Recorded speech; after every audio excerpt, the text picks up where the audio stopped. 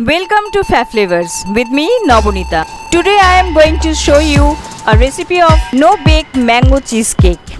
10-12টা digestive biscuits আমি এখানে ভেঙে একটা গ্রাইন্ডিং জারে নিয়ে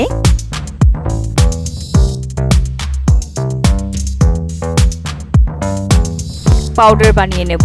2 টেবিলস্পুন বাটার জারের মধ্যে গ্রাইন্ড করা পাউডারে নিয়ে আবার একবার মিক্সারে মিশিয়ে নেব। তারপর একটা স্প্রিং ফর্ম প্যানে মিক্সচারটাকে ঢেলে ভালো করে চেপে চেপে সমানভাবে সেট করে নেব, এখানে যেরকম দেখিয়েছি।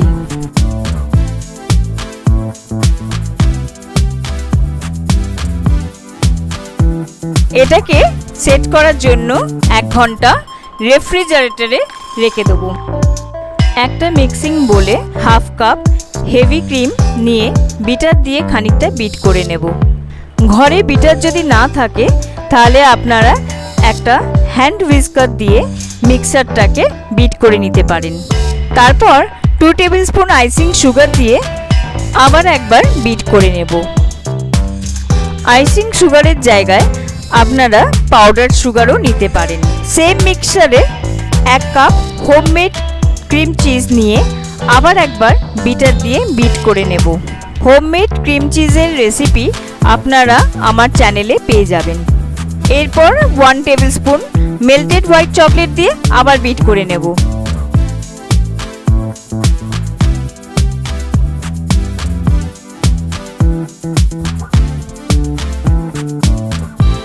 ওয়ান কাপ ম্যাঙ্গো পাল্প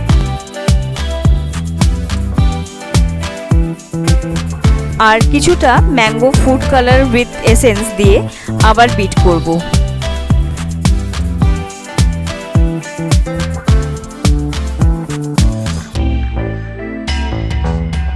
তারপর একটা স্প্যাচুলা দিয়ে ভালো করে মিশিয়ে নেব।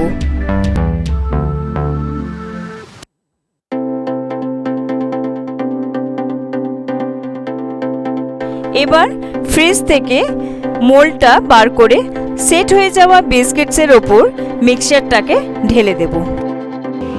মোল্ডটাকে এভাবে ট্যাপ করে নাড়িয়ে মিক্সচারটাকে ভালো করে সেট করে নেব, যাতে ভেতরে কোনো এয়ার বাবলস না থাকে। আমার চ্যানেলের লেটেস্ট আপডেটস পেতে আপনারা আমাকে ইনস্টাগ্রাম, ফেসবুক আর টুইটারে ফলো করতে পারেন। এর লিঙ্কগুলো ডেসক্রিপশন বক্সে দেওয়া আছে।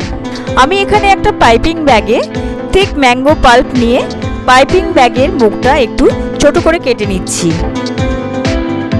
তারপর সেট হয়ে যাওয়া চিজ কেকের ওপর নিজের পছন্দ মতো একটা ডিজাইন করে নিচ্ছি।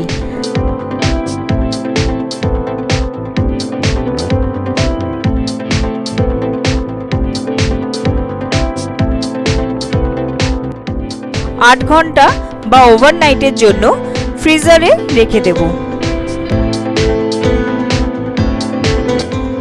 ওভারনাইট রেখে দেবার পর চিজ কেকটাকে খুব সাবধানে ডিমোল্ড করে নেব। আর chilled no bake mango cheese cake is now ready.